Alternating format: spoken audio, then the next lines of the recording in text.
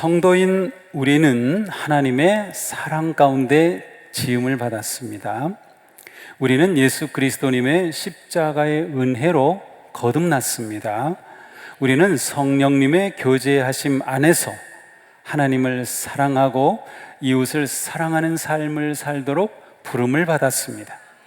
자, 서로 사랑하는 삶은 우리가 이 땅에서 천국을 세우고 천국을 누리는 삶의 핵심이에요. 천국의 삶, 서로 사랑하는 삶이에요. 그것이 우리가 이 땅에서 천국을 세워가고 또 천국을 누리는 삶의 본질이죠. 우리는 하나님을 사랑하기에 예배하며 서로 사랑하기 위해 그리스도의 몸인 교회를 이루고 있습니다. 다시요. 우리는 하나님을 사랑하기에 예배하고 서로 사랑하기 위해 그리스도의 몸인 교회를 이루고 있습니다. 지금 우리는 서로 사랑의 삶이라고 하는 그런 주제로 어떻게 구체적인 그러한 사랑의 삶을 살지 그 방식을 하나씩 보고 있어요. 지난주 기억나세요? 날 듯 말 듯 하죠. 서로 무난하십시오. 그 전주의 말씀 기억나세요? 서로 섬기십시오. 네. 제가 지금 10주에 걸쳐서 설교를 하는 동안에 제가 무엇을 기대하는가 하면 우리 교회가 이러한 공동체로 세워질 것을 기대하고 있는 겁니다. 그래서 그냥 설교하면 감사합니다, 은혜로웠습니다, 감동받고 또 눈물을 흘리고 끝나는 것이 아니라 우리 교회가 이렇게 세워져 가야 되는 거예요. 세워져 가는 것. 그래서 뭔가 좀 계속 변화하고 성장하는 모습이 있어야 돼요. 자, 오늘 말씀은 무엇일까? 사도 바울은 데살로니가 교회 성도들에게 주님께서 다시 오실 때까지 서로 위로하십시오 라고 권면합니다. 어떻게 하라고요? 맞습니다. 서로 위로하라는 것입니다. 이 서로 위로한다는 것은 서로 사랑하는 성도의 삶에서 아주 중요한 요소입니다. 서로 사랑하는 삶에 많은 요소가 있는데 그 중에 서로 위로한다는 건 정말 중요한 것이에요. 성도의 삶은 항상 박해와 위기와 고난 속에서 살아가는 삶이며 위로는 슬픔과 아픔과 고난의 상황 속에서 필요한 것이에요. 따라서 나는 위로가 필요 없어 라고 하는 사람이 있다면 그 사람은 아픔도 모르고 슬픔도 모르고 고난도 모르는 사람이에요. 행복할까요? 아니요. 우리의 삶에는 언제든지 아픔이 있어요. 그래서 위로가 필요한 겁니다. 고난이 없고 문제가 없다, 위로도 필요 없는 거죠. 성경에서 위로라고 하는 단어는 맨 처음 어디에 나오는가 하면 창세기 5장에 나와요. 여기 보면 라멕이라는 사람이 아들을 낳았어요. 182세에 아들을 낳았는데 그 아들 이름이 노아였습니다. 노아의 이름의 뜻이 뭘까요? 위로죠. 제가 그거 아니면 왜 얘기하겠어요? 그렇습니다. 위로 혹은 안식이라고 하는 그러한 의미를 가지고 있어요. 자, 하나님께서 그 땅에 죄악이 가득하여 그래서 저주를 내리셔서 수고와 고통의 삶이 이어지고 있는 그때에 라멕은 노아를 얻고서 이 땅에 위로가 있으면 좋겠다, 그렇게 이름을 지었던 것입니다. 사도 바울은 선교 활동을 하면서 극심한 고난과 위기와 고통을 겪었어요.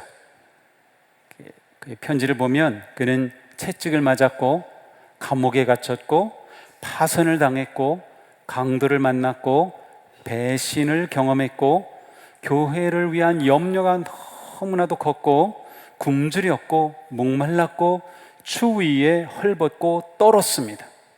그런데요, 바울은 이렇게 말해요. 우리의 온갖 환난 가운데서도 나에게는 위로가 가득하고 기쁨이 넘칩니다. 그는 엄청난 시련과 고통 가운데 있었지만 위로를 받았고 그래서 기쁘다는 거예요. 또한 그는 디도를 만나고 나서 디도가 고린도 교회 성도들이 디도를 얼마나 위로해 줬는지, 디도를 잘 위로해 주었다는 말을 듣고서 바울은 또한 그 사실로 인해 자기가 위로를 받았어요. 위로가 위로를 생산하고 있는 모습을 보여주고 있습니다. 우리는 코로나의 위기와 고난을 겪으면서 성도의 위로가 얼마나 중요한지 절실히 경험했습니다. 서로 위로하는 것이 진정한 사랑임을 깨달았습니다.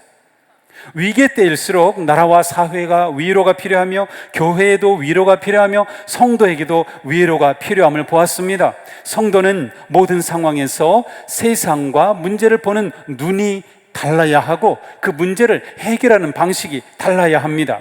그런데 어떻게 달라야 할까요? 성도는 모든 상황을 사랑의 실천의 기회로 보는 것입니다. 누가 어떤 일이 있었대. 그래? 그럼 내가 어떻게 그를 사랑해주고 이 문제를 이겨나가게 해줄 수 있을까? 우리 사회에 여러 문제가 있어요? 그러면 우리는 어떻게 이 문제를 풀어갈까? 어떻게 사랑할까? 라고 하는 눈으로 보는 것이죠. 이 사랑의 실천에서 빼어놓을 수 없는 것이 바로 서로 위로하는 것입니다. 역경과 고난, 아픔과 상처가 있을 때에도 성도는 항상 위로의 눈으로 보는 거예요. 왜 이런 문제가 또 생겼어? 라고 하기보다는 내가 위로해야 하겠구나, 위로해 줘야지, 그러한 것이에요. 물론 우리는 때로는 나는 위로가 필요해를 느낄 수도 있어요. 그렇다면 그거를 표현할 성도가 있어야 돼. 나 혼자 신앙생활하면 외롭고 행복이 아주 낮아져요. 이 신앙생활할 때 속회, 소그룹이 너무나도 중요한 겁니다. 제가 무수히 강조하죠. 행복한 신앙생활은 속회에 들어와야만 합니다. 내가 위로가 필요한데 내가 그 위로 필요한 것을 아무에게도 말도 못하고 표현도 못하고 어떻게 위로를 받죠? 하나님의 위로가 있지만 그 하나님의 위로는 성도들을 통해서 오기 때문에 그래요. 우리는 서로 위로함의 삶을 살아야 한다. 그런데 중요한 것은 우리는 실제로 서로 위로할 수 있다는 거예요. 위로할 수 있다는 거예요. 왜냐하면 우리의 주님이 위로의 주님이시기 때문입니다. 하나님은 사랑이십니다. 하나님은 자비의 하나님이시며 위로의 하나님이십니다. 사도 바울은 말씀하죠. 같이 읽어보겠습니다. 우리 주 예수 그리스도의 아버지이신 하나님을 찬양합시다. 그는 자비로우신 아버지시요 온갖 위로를 주시는 하나님이시요 온갖 환난 가운데서 우리를 위로하여 주시는 분이십니다. 아멘. 우리 아버지 하나님은 자비로우시며 온갖 위로를 베풀어 주시는 하나님이다. 우리가 위로를 얻고 힘을 얻을 수 있는 근원이 하나님이시라는 겁니다. 우리는 온갖 환난 중에도 하나님의 위로를 받을 수 있어요. 우리 아버지가 위로의 아버지시기 때문입니다. 예수 그리스도님은 어떤 분인가요? 예수님 또한 위로의 구세주이십니다. 이사야 선지자는 흑암의 그늘진 곳에 있던 백성들에게 희망의 메시지를 선포하였는데 이렇게 외쳤습니다. 너희는 위로하여라. 나의 백성을 위로하여라. 너희 하나님께서 말씀하신다.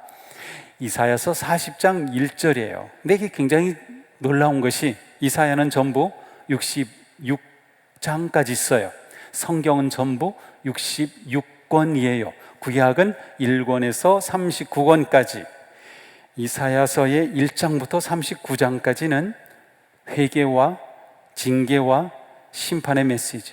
그런데 40장부터 신약이 들어오는 40장부터는 희망의 메시지가 선포돼요. 그 시작이 위로의 선포로 시작됩니다. 너희는 위로하여라. 맨 마지막 66장 이렇게 말씀합니다. 어머니가 그 자식을 위로하듯이 내가 너희를 위로할 것이니 너희가 예루살렘에서 위로받을 것이다. 너희가 이것을 보고 마음이 기쁠 것이며 너희의 뼈들이 무성한 풀처럼 튼튼할 것이다. 이렇게 구약에 약속된 위로의 예언은 예수님의 오심으로 성취되었습니다. 온 인류의 구세주로 오신 예수님은 위로의 천국 복음을 선포하셨습니다. 애통하는 자는 복이 있나니 저희가 위로를 받을 것이며 예수님이 팔레스타인 땅에 거니실 때 예수님을 만난 모든 사람들은 전부 위로를 받았습니다. 위로의 주님은 치유하셨고 만지셨고 베푸셨고 함께 해주셨습니다. 그리고 마침내 위로의 희생 제물로 십자가에서 돌아가셨습니다. 십자가의 죽으심과 부활을 통해 누구든지 주님 앞에 나오면 십자가 아래에서 구원의 위로를 받는 은혜와 생명의 길을 열어놓으신 겁니다. 그러므로 사도 바울이 말씀합니다. 그리스도의 고난이 우리에게 넘치는 것과 같이 그리스도로 말미암아 우리의 위로도 또한 넘칩니다. 진정한 위로는 그리스도로 말미암아 오는 것이에요. 진정한 위로는 그리스도의 십자가로 말미암아 오는 것입니다. 사랑하는 성도 여러분, 주님의 품으로, 위로의 품으로 나오십시오. 삶의 무게가 너무나도 무거워 지칩니까? 슬픔에 잠겨 있습니까? 삶이 우울해지고 소망이 없습니까? 마음의 상처가 깊습니까? 어둠의 절망이 짙어지고 있습니까? 경제적 어려움에 힘듭니까? 질병으로 두렵습니까? 주님께 나오십시오. 주님께서 위로하여 주십니다. 주님께서 새 힘을 주십니다. 주님의 품 안에서 우리는 회복됩니다. 주님의 품 안에서 우리는 치유됩니다. 이사야 선지자는 선포했어요. 그가 찔림은 우리의 허물 때문이요 그가 상함은 우리의 죄악 때문이라. 그가 징계를 받음으로 우리는 평화를 누리고 그가 채찍에 맞음으로 우리는 나음을 입었도다. 그가 누구입니까? 바로 예수 그리스도 메시아이십니다. 주님은 바로 우리를 고쳐주시려고 십자가의 징계를 받으셨습니다. 주님은 바로 우리를 위로해 주시려고 채찍을 맞으셨고 온갖 고난과 수치와 모욕과 절망을 겪으셨습니다. 주님의 십자가가 우리를 위로합니다. 주님의 십자가가 우리를 구원합니다. 주님의 십자가가 우리를 치료합니다. 주님은 우리를 아시며 우리를 사랑하시며 우리를 품어주십니다. 위로하시는 주님은 말씀하셔요. 두려워하지 마라. 내가 너와 함께한다. 염려하지 마라. 내가 너를 도와주겠다. 너는 나의 귀한 존재다. 내가 너를 사랑한다. 그렇습니다. 그래서 주님은 우리의 목자가 되신 겁니다. 선하신 목자예요. 사랑과 위로의 목자이셔요. 그러니 주님 안에서 두려워하지 마십시오. 믿음으로 주님을 위로하십시오. 믿음으로 위로의 주님의 품에 안기시기 바랍니다. 주님의 품에서 우리는 위로함을 얻어요. 한번 자기 가슴에 이렇게 손을 얹고 저를 따라해 보시기 바랍니다. 제가 위로의 주님을 의지합니다. 저를 만져주옵소서. 저는 주님의 위로가 필요합니다. 제가 주님을 의지합니다. 그렇습니다. 완전히 주님께 맡기세요. 주님 앞에 나오셔요. 주님을 의지하세요. 그 믿음이 우리를 새롭게 하고 진정한 평화를 줍니다.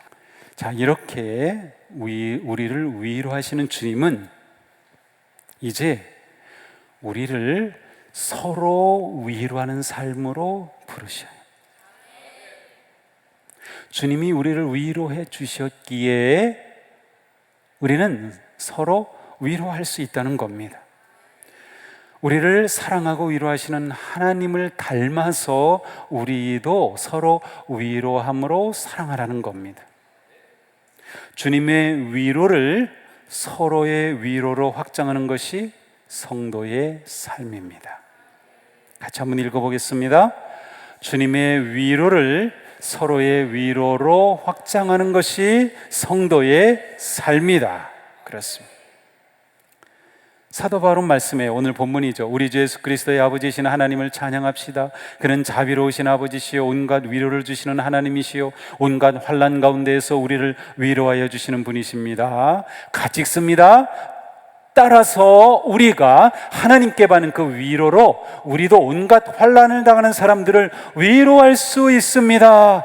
그리스도의 고난이 우리에게 넘치는 것과 같이 그리스도로 말미암아 우리의 위로도 또한 넘칩니다. 아멘.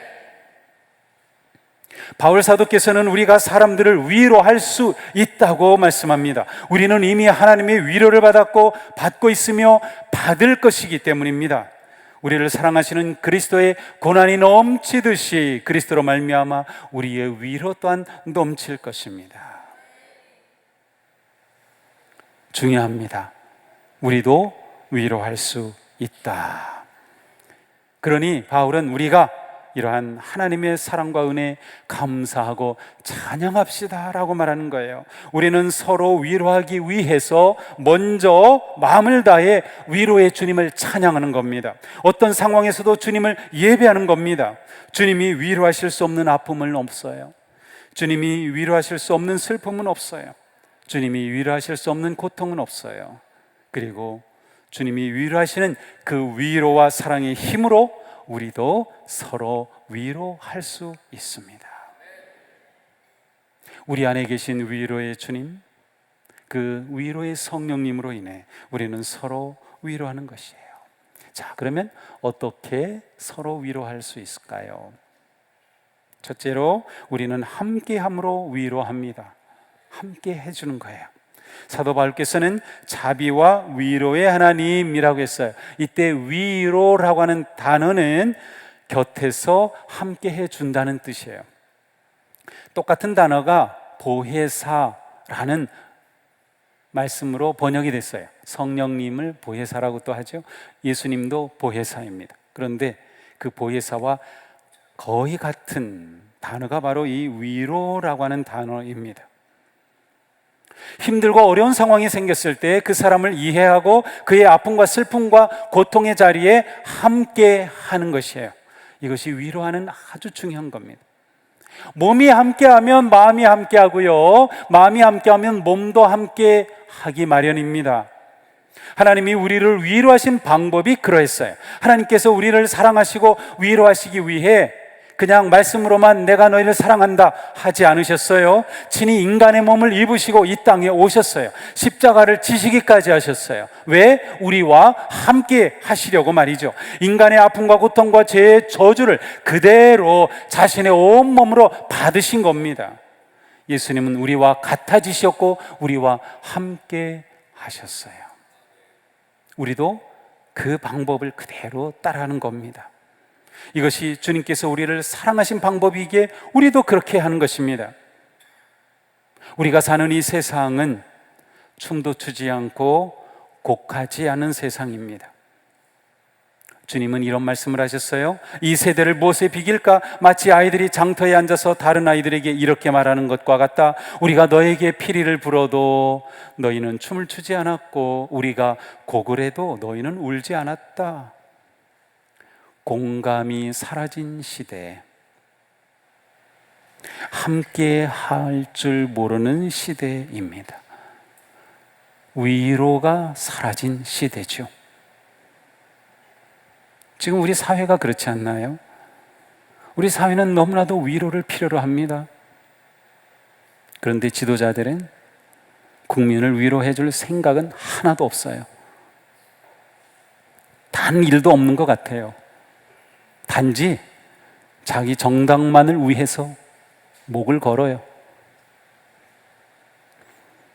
그러니 백성들이 슬픔 속에 위로가 필요하여 지치는 겁니다. 우리의 주님은 그러지 않으셨어요. 우리를 사랑하시기에 우리를 위로하시려고 우리와 함께 해주셨어요. 그래서 우리와 같은 인간이 되셔서 찔리시고 상처받으시고 징계까지 받으시고 채찍에 맞으시며 우리와 함께 해주신 주님, 서로 위로한다는 것은 주님이 우리와 함께 해주셨듯이 우리도 누군가와 함께 하는 것입니다. 슬퍼하고 아파하는 사람과 함께 해주는 것입니다. 고통과 역경을 당한 사람과 함께 해주는 것이에요. 그 사람의 그 상황과 아픔에 공감하고 이해하며 손을 잡아주는 것입니다. 함께하는 것이 큰 위로입니다. 또한 우리는 따뜻한 말과 행동으로 위로합니다. 네이버 사전에 보니까 위로는 따뜻한 말이나 행동으로 괴로움을 덜어주거나 슬픔을 달래주는 것이라고 했어요. 우리의 위로는 구체적이고 실제적인 행동이 될 때 진짜 위로가 됩니다.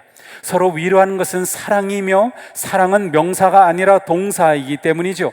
구체적으로 손을 내밀어 잡아주는 것입니다. 굶주린 사람에게는 먹을 것을 주어야 하는 거예요. 슬픔에 빠진 사람에게는 기도와 위로의 말로 격려해 주는 겁니다. 공감하고 잘 들어주는 것이 중요합니다.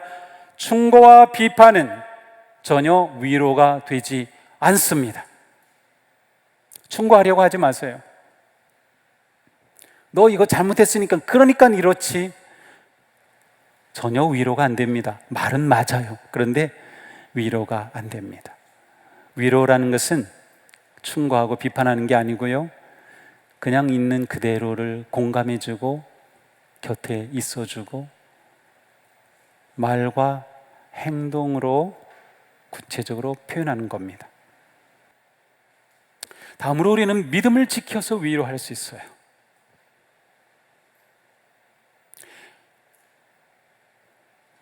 데살로니가전서에 보면 바울과 실로아노와 디모데는 데살로니가 교회 성도들에게 이렇게 말해요. 그러므로 형제자매 여러분, 우리는 여러분을 보고 우리의 모든 곤경과 환난 가운데서도 여러분의 믿음으로 말미암아 위로를 받았습니다.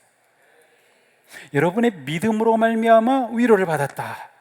자, 비록 환난 가운데 있었지만 성도들이 굳건하게 믿음을 지켜가는 그 모습을 보면서 바울과 그 동역자들이 큰 위로를 얻었다는 것입니다.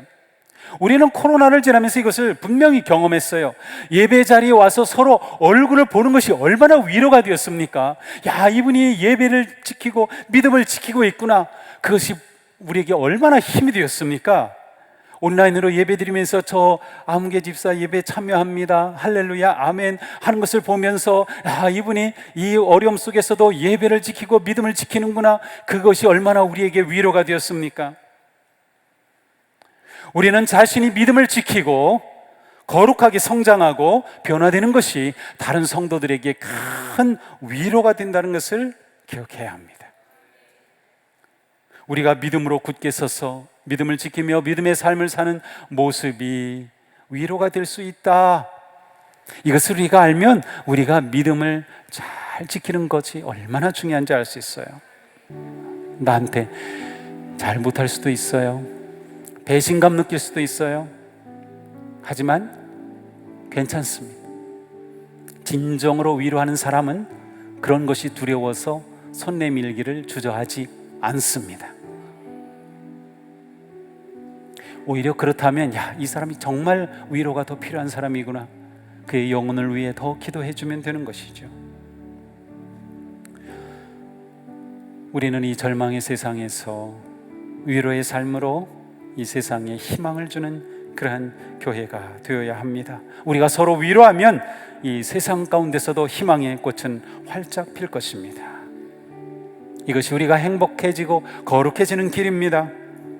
우리의 행복을 세상과 나누며 위로의 삶을 확장해가는 복된 성도가 되기를 축복합니다. 이렇게 우리는 하나님의 나라를 세워가는 거죠. 이렇게 우리는 건강한 성도로 세워지는 것이죠. 이렇게 서로 위로함으로 우리는 행복하다 말할 수 있고 세상을 향해 그리스도의 복음을 기쁨으로 전할 수 있을 겁니다. 우리 모두 서로 위로하는 복된 삶에 헌신하는 아름다운 성도, 복된 교회가 되기를 축복합니다.